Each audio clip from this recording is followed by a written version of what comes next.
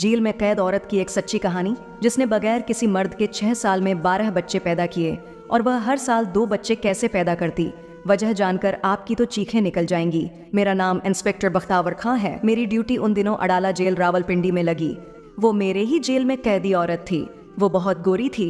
उसका रंग बहुत ही ज्यादा गोरा था, इसलिए जेल में हर कोई उसे बग्घी के नाम से पुकारा करता था। कैदी नंबर 704, जिसका पूरा नाम सायरा बानो था, वह दराज कद और खूबसूरत औरत थी। मैं उस औरत की फाइल अपने सामने खोलकर बैठी थी, जिसका पूरा नाम सायरा बानो था। जैसे ही मैंने उसकी फाइल पढ़ना शुरू की, मेरे तो रोंगटे खड़े हो गए। जो कुछ उसकी फाइल में दर्ज था, वह पढ़कर मैं अपनी जगह हैरान रह गई कि बज़हर एक जवान और खूबसूरत नजर आने वाली औरत एक बहुत ही शातिर और मक्कार मुजरिम थे, क्योंकि उसके कारनामे ही कुछ ऐसे थे। वह 12 बच्चों की माँ थी, और जिस बात ने मुझे हैरान और परेशान किया था, वह उसका गैर शादीशुदा होना था। उसकी फाइल में वाज तौर पर लिखा था कि वह एक गैर शादीशुदा 12 बच्चों की माँ है, जिसने 6 सालों में 12 बच्चे जन्म देकर एक अनोखा कारनामा सरंजाम दिया है। इसी बात ने मुझे हैरान होने पर मजबूर कर दिया था कि जब उसकी शादी ही नहीं हुई तो फिर 12 बच्चे किसके थे, और वो भी सिर्फ 6 सालों में, और उसका हर बच्चा जुड़वा पैदा होता था।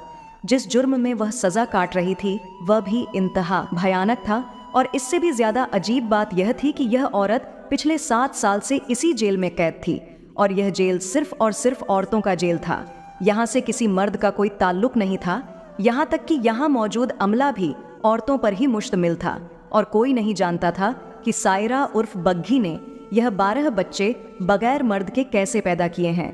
यही बात जानने के लिए मैंने अपने सारे जरूरी कामों को तर्क करके पहले सायरा की फाइल को अच्छी तरह स्टडी किया, और फिर उसे एक अलग रूम में बुलाकर अपने सामने बिठा लिया। मैं पूरी तरह चकना थी, क्योंकि इस तरह की मुजरिम औरतें आम और की तरह नहीं होती, बल्कि वह कभी भी कुछ भी कर जाती हैं। और अपनी 14 साला नौकरी में मुझे इस बात का बहुत अच्छी तरह अंदाजा हो चुका था। बग्घी मुझे देखकर मुस्कुराते हुए कहने लगी, मैडम साहिबा, आपको मुझसे ऐसा क्या काम पड़ गया है जो आपने मुझे तन्हाई में बुला लिया। मेरी नज़र उसके पेट पर थी, जिसको देखकर मैं आराम से बता सकती थी कि वो कम से कम 5 से 6 महीने की हामला थी। सायरा ने मेरी नज़रों की तपिश को मैं महसूस किया तो बड़ी डिठाई से हंसते हुए कहने लगी, अच्छा, तो आपको मेरे हमल में दिलचस्पी है।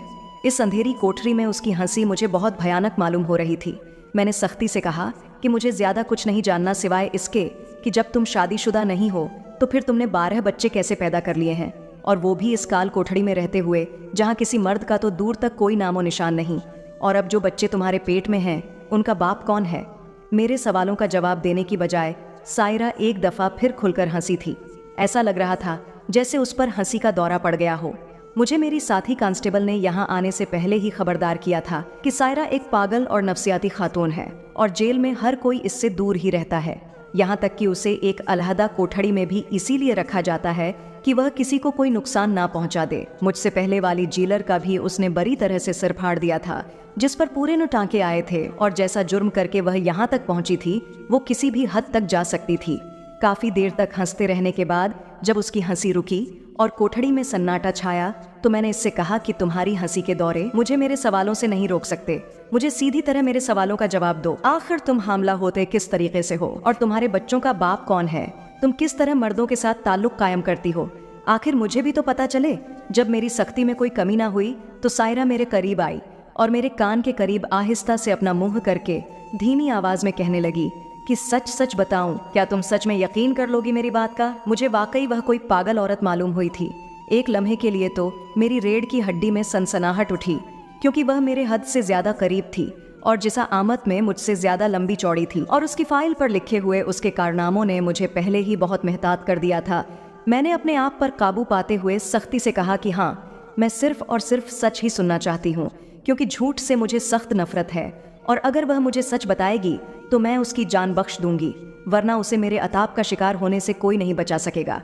उसने तो मेरी आंखों में आंखें डाली और बहुत आहिस्ता से कहा कि मैं तो कमारी हूँ और मेरा किसी मर्द से कोई ताल्लुक नहीं है। यही सच है।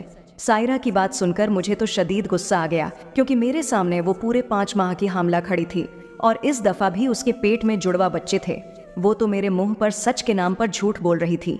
मैंने एक जोरदार तमाचा उसके मुंह पर लगाया और कहा कि फिर यह जुड़वा बच्चे किसके हैं जो तुम्हारे पेट में है? बगैर किसी मर्द के ताल्लुक के तुम कैसे माँ बनने वाली हो गई?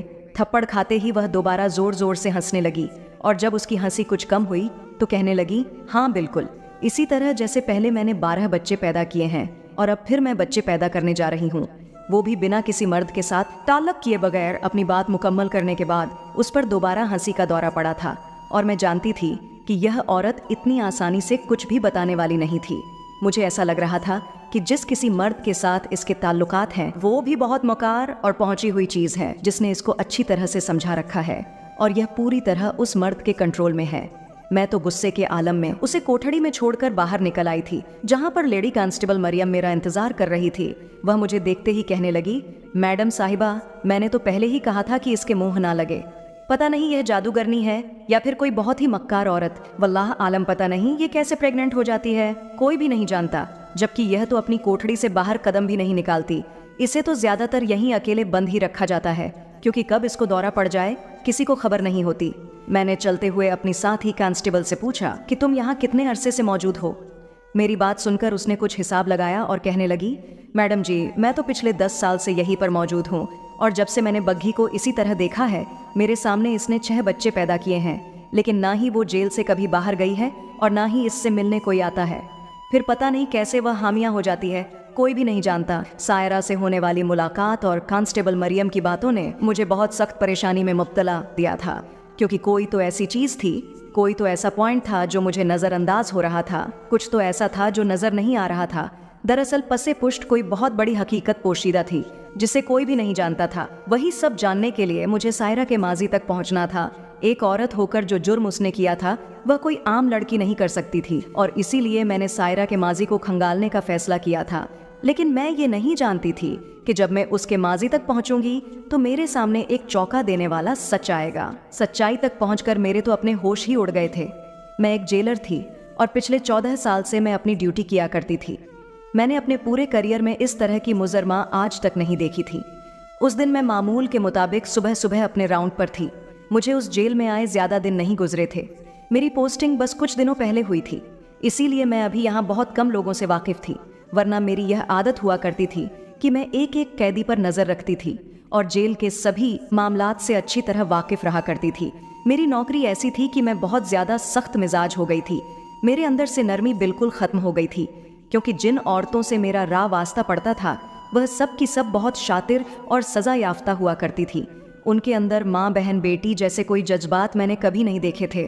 कोई अपने बाप को मारकर यहाँ तक पहुंची होती तो कोई अपनी औलाद को बेचकर, और इसीलिए मेरा दिल भी उनको लेकर बहुत सख्त हुआ करता था। मैं अपनी नौकरी को लेकर बहुत ही ईमानदार और फर्ज शनास थी, इसीलिए अपने डिपार्टमेंट में मेरी बहुत इज्जत थी और जहाँ कहीं कोई भी गड़बड़ होती मेरी पोस्टिंग वहाँ कर दी जाती। और इस दफ़ा भी मेरी पोस्टिंग रावलपिंडी की इस जेल में हुई थी जहाँ खतरनाक मुजरमाओं को सज़ा के बाद रखा जाता था।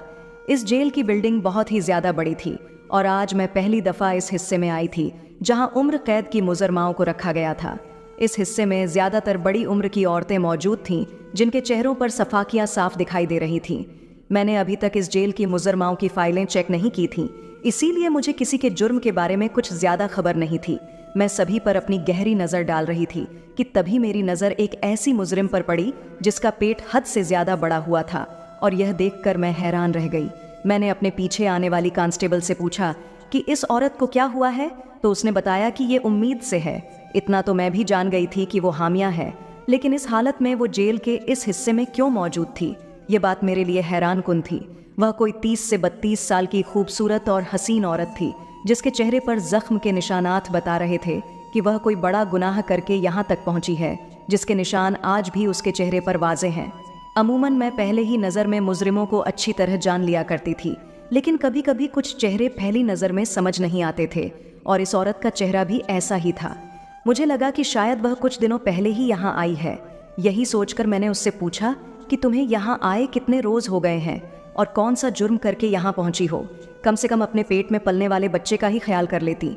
मेरी बात सुनकर वो ज़ोर से हंसी और कहने लगी कि मैं तो पिछले 6 साल से यहीं मौजूद हूँ, अब तो मुझे अपना जुर्म भी याद नहीं रहा। उस औरत की बात सुनकर मैं दंग रह गई और कांस्टेबल से कहा कि क्या यह सच कह रही है? अगर यह 6 साल से यहीं है तो फिर यह बच्चा किसका है, क्योंकि यह तो औरतों की जेल है और बगैर मर्द के यह कैसे हाम हो सकती है। मेरे सवाल के जवाब में कांस्टेबल ने कुछ भी ना कहा और वह मेरे पीछे बिल्कुल ऐसे खामोश खड़ी रही जैसे उसे खुद भी इस बात की खबर ना हो। इससे पहले कि मैं इस औरत से मजीद कोई सवाल जवाब करती, मुझे बताया गया था कि मेरे दफ्तर में कोई मुलाकात आया है। यह सुनकर मैं फौरन अपने दफ्तर में लौट आई थी। कुछ सरकारी लोग मुलाकात के घर से आए हुए थे और मैं फिर उनके साथ ऐसे मसरूफ हुई कि शाम के वक्त ही फारिग हुई और मेरी ड्यूटी खत्म हो गई और मैं घर लौट आई। वो औरत और उसका हमल मेरे जहन से पूरी तरह निकल चुका था, क्योंकि मेरे ऊपर काम का बोझ बहुत ज्यादा था। मेरी ट्रांसफर इस जेल में इसीलिए हुई थी क्योंकि यहाँ का निज़ाम धर्म भरम हो चुका था। पुरानी जेलर ने कैदियों के साथ बहुत बुरा सलूक रखा हुआ था और इसी वजह से आए दिन हमारे इदार को खबरों में बहुत ज्यादा बदनामी का सामना करना पड़ रहा था। और वाकई यहाँ आने के बाद मुझे एहसास हुआ था कि यहाँ सब कुछ उलट फेर था और कोई भी चीज़ अपनी जगह पर नहीं थी। यहाँ तक कि कैदियों को मुनासिब खुराक भी नहीं मिल रही थी और ना ही उनके घर वालों से उन्हें मिलवाने का कोई खास इंतजाम मौजूद था। कैदियों को इंसानों की तरह नहीं बल्कि भेड़ बकरियों की तरह रखा गया था। एक एक जेल में 12-12 औरतें बंद थीं। मेरी पोस्टिंग को अभी 14 दिन हुए थे और यह 14 दिन मैंने इस कदर मसरूफ गुजारे थे कि मुझे तो सड़क जाने की भी फुर्सत नहीं मिली थी। और आज भी मैं इस कदर थक गई थी कि मेरे जहन से ही निकल गया था कि आज मेरे इकलौते बेटे का स्कूल में पहला दिन था। और जब मैं घर लौटी तो मेरा बेटा मेरे इंतजार में बैठा हुआ था। उसके चेहरे पर नाराजगी के तासुआत मौजूद थे, इसीलिए मैंने उसे प्यार से अपने पास बिठाया और सॉरी बोला। मेरी सास, शौहर और बेटा अच्छी तरह मेरी नौकरी से वाकिफ थे, इसीलिए कोई भी ज्यादा देर मुझसे खफा नहीं ही रहता था। मेरा बेटा भी जल्दी मान गया। मैंने उससे वादा किया था कि उसका स्कूल का पहला दिन हुआ तो मैं उसे खुद अपने साथ स्कूल लेकर जाऊंगी। मेरा बेटा अली मेरा इकलौता बेटा था जो बहुत ही मन्नतों और मुरादों के बाद पैदा हुआ था, इसीलिए उसमें मेरी जान बसती थी। मैं अपनी नौकरी में कितनी ही मसरूफ क्यों ना हूँ, अली के लिए हमेशा वक्त निकाल ही लेती थी। आज भी बहुत ज्यादा थकावट के बावजूद मैंने उसके साथ अच्छा खासा टाइम गुजारा। रात को थकी हारी जब मैं सोने के लिए लेटी तो अचानक ही मेरे जहन में उस औरत का चेहरा चला आया जिससे मैं सुबह सुबह मिलकर आई थी। मैं अभी इसी के बारे में सोच रही थी कि मेरे शौहर नासिर कहने लगे, क्या बात है बेगम साहिबा, रात के इस पहर भी आपके पास हमारे लिए वक्त नहीं है। ये सच था कि मैं उन्हें बहुत कम वक्त देती थी और वह भी अच्छी तरह मेरे काम की नौत को समझते थे। नासिर कहने लगे, कितने सालों में सिर्फ हम अभी तक एक बच्चे के माँ बाप बने हैं। मैं सोच रहा हूँ कि हमें मजीद फैमिली की प्लानिंग करनी चाहिए। नासिर की ये बात सुनकर तो मैं चौंक उठी। मैं अच्छी तरह जानती थी कि वह क्या कहना चाह रहे हैं, लेकिन उस वक्त मेरे दिमाग में कैदी नंबर 704 सायरा बानो ही चल रही थी। तभी मैंने फौरा से नासिर से पूछा कि क्या एक औरत बगैर किसी मर्द के ताल्लुक के हामला हो सकती है। मेरी ये बात सुनकर नासिर तो दंग रह गए और कहने लगे कि नहीं, ये कैसे मुमकिन है कि अकेली औरत हामिया हो जाए। इंसान तो क्या, जानवरों को भी औलाद के लिए अपने साथी की जरूरत होती है। तुम क्यों इस वक्त ये सवाल कर रही हो? मैंने मुस्कुराकर बात टाल दी। मैं अपने जेल से मुताल्लिक नासिर को ज्यादा बातें नहीं बताया करती थी, क्योंकि ये मेरी आदत थी कि मैं अपनी पर्सनल लाइफ और प्रोफेशनल लाइफ को अलग अलग ही रखती थी। मैंने इस वक्त इस बात को टाल दिया क्योंकि मैं अपने शौहर के साथ एक अच्छा वक्त गुजारना चाहती थी। अली मेरा और नासिर का इकलौता ही बेटा था। इसे पैदा करने के लिए मैंने बहुत जतन किए थे। हमल था कि ठहरता ही नहीं था। पता नहीं कितने इलाज और कितनी दुआओं के बाद अली मेरी गोद में आया था और एक बग्घी थी कि जो बगैर मर्द के बच्चे ही बच्चे पैदा किए जा रही थी। अगली सुबह उठते ही मैंने उस केस पर काम शुरू कर दिया था। मैं इतनी खामोशी से जेल के अंदर बंद एक कैदी को किसी गलत हरकत में मुलस नहीं देख सकती थी। मुझे यकीन था कि बग्घी सबकी नज़रों में धूल झोंक कर गैर मर्दों के साथ ताल्लुक बनाती है और मुझे यही राज जानना था कि आखिर वह किस तरह इतने लोगों को चकमा दे सकती है और उसके साथ किसी एक मर्द का ताल्लुक है या वो मुख्तलिफ मर्दों के साथ इवॉल्व है। और उसके लिए मुझे उसका माजी खंगालना बहुत ज़रूरी था, क्योंकि एक नहायत ही भयानक जुर्म की सज़ा काट रही थी जिसका तसव्वुर भी नहीं किया जा रहा था। बात दरअसल यह थी कि आज से कोई 8 साल पहले उसने अपने ही बाप को छोटे छोटे टुकड़ों में तकसीम कर दिया था और उन टुकड़ों से सालन पकाकर मोहल्ले वालों को बांट दिया था। कुछ लोगों को शक हुआ और उन्होंने पुलिस को इत्तला कर दी। सायरा को गिरफ्तार कर लिया गया और उसने खुद अपना जुर्म अपने मुंह से कबूल किया था कि उसने अपने 55 साला बाप को पहले नींद की गोलियां खिलाई थीं और उसके बाद बड़ी बेदर्दी से आरी के जरिए टुकड़ों में तब्दील किया था। कोई बेटी अपने ही सगे बाप के साथ कैसे इस तरह कर सकती थी, यही जानने के लिए मैं उसके मोहल्ले तक पहुंच गई थी, जहां सायरा एक जमाने में रिहाइश पजीर हुआ करती थी। और वहां जाकर मालूमात हासिल करने पर जो कुछ मुझे पता चला उसने तो मुझे चौंका कर रख दिया। दरअसल सायरा का बाप एक शराबी आदमी था। वह हर वक्त शराब के नशे में धुत रहता था और उसी नशे में वह अपनी बीवी यानी सायरा की माँ को मारने से भी गुरेज नहीं करता था। और उस शख्स ने एक रोज सायरा की माँ को इतना मारा कि वह जान से चली गई। उस वक्त सायरा सिर्फ 15 साल की थी और उसने अपनी आंखों के सामने अपनी माँ को जान से हाथ धोते हुए देखा था कि माँ तो इस दुनिया से चली गई, लेकिन अब सायरा पूरी तरह अपने बाप के रहमो करम पर थी। सायरा के बाप ने अपनी जवान 15 साल की बेटी को अपने ने नशे की भेंट चढ़ा दिया और जब भी उसके पास नशे के पैसे ना होते तो वह सायरा को भीख मांगने पर मजबूर कर देता। और जब सायरा ने वो सब कुछ करने से साफ साफ इनकार किया तो फिर मोहल्ले वाले बताते हैं कि सायरा के घर पर अलग अलग तरह के मर्द आने लगे जिन्हें उससे पहले ये कभी नहीं देखते थे। वो मर्द क्यों आते थे और उनका सायरा या उसके बाप से क्या ताल्लुक था, कोई भी नहीं जानता था। और फिर एक दिन जब सायरा ने सारे मोहल्ले को कोरमा पकाकर तकसीम किया तो कुछ मोहल्ले वालों को हो गया कि यह गोश्त इंसानी गोश्त है और इसीलिए पुलिस वालों को इत्तला की गई और पता चला कि सायरा ने तो अपने ही बाप को आरी से काटकर उसके गोश्त का कोरमा बनाकर बांट दिया है। उसी रोज वह गिरफ्तार हो गई और उसने इस बात का तरा भी किया और अदालत ने उसे उम्र कैद की सजा दे दी। कोई भी नहीं जानता था कि सायरा ने इतना बड़ा कदम क्यों उठाया था और उन मर्दों का सायरा या उसके बाप से क्या लेना देना था।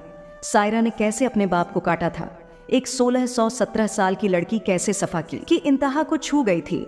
ना तो सायरा का कोई रिश्तेदार था और ना ही कोई और जानने वाला, इसीलिए किसी मोहल्ले वाले को भी खबर ना हुई थी कि सायरा अब कहाँ है, किस जेल में है और उसे क्या सजा हुई है। सायरा का माज भी इतना ही उलझा हुआ था जितना कि इसका हाल, और अब एक वही बची थी जो मुझे हर बात तफसील से और सच सच बता सकती थी, लेकिन उसकी छुपती हुई हंसी मेरे कानों के पर्दों को फाड़ने लगती थी। मैं सारी मालूमात हासिल करके जब जेल वापस पहुंची तो मुझे पता चला कि सायरा की तबीयत ठीक नहीं है। उसके चेकअप के लिए जेल की डॉक्टर आई हुई थी और मैं भी वहीं पहुंच गई। मैंने बातों बातों में उस डॉक्टर से पूछा कि सायरा के बच्चों की डिलीवरी किसने की है, तो उसने मुझे बताया कि वो यहाँ की डॉक्टर है और यही सायरा के हर बच्चे की डिलीवरी करवाती है। मैंने डॉक्टर से पूछा, तो फिर सायरा के बच्चे कहाँ हैं, क्या उन्हें सरकारी इदार में भेज दिया गया है? मेरी बात सुनकर उस डॉक्टर ने तो ला इल्मी का इजहार किया और कहने लगी कि उसे कुछ इल्म नहीं। मैंने पुरानी जेलर से भी सायरा के हवाले से बात करने के लिए राब्ता करने की कोशिश की थी, लेकिन मेरा उससे राब्ता नहीं हो सका था। उसे कहीं बहुत दूर किसी छोटे से इलाके में ट्रांसफ़र करके भेज दिया गया था। अब मुझे सायरा की तबीयत के ठीक होने का इंतज़ार करना था, क्योंकि उसकी तबीयत काफ़ी ख़राब थी। काल कोठड़ी के घुटनज़दा माहौल में एक हामिया औरत का रहना बहुत ही मुश्किल था, और सायरा तो पिछले 6 सालों से हमल जैसे अमल से बार बार गुजर रही थी। तकरीबन 4 दिन बाद सायरा की तबीयत में काफ़ी सुधार आ गया, तो मैंने उसे अपने ऑफिस में बुलवाया और उसे पहले जूस पिलाया ताकि उसकी तबीयत मज़ीद बेहतर हो जाए। सायरे ने खामोश होशी से जूस पी लिया तो मैंने बड़ी नरमी से उससे कहा कि मैं उसकी मदद करना चाहती हूँ और मैं उसे यहाँ से आज़ादी दिलवा सकती हूँ।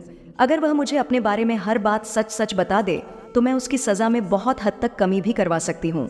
सायरा ने अजीबोगरीब नज़रों से मेरी तरफ देखा और कहने लगी कि वो जेल की 4 दीवारी से बाहर जाना ही नहीं चाहती, क्योंकि बाहर की दुनिया में उसके लिए कुछ भी बाकी नहीं बचा।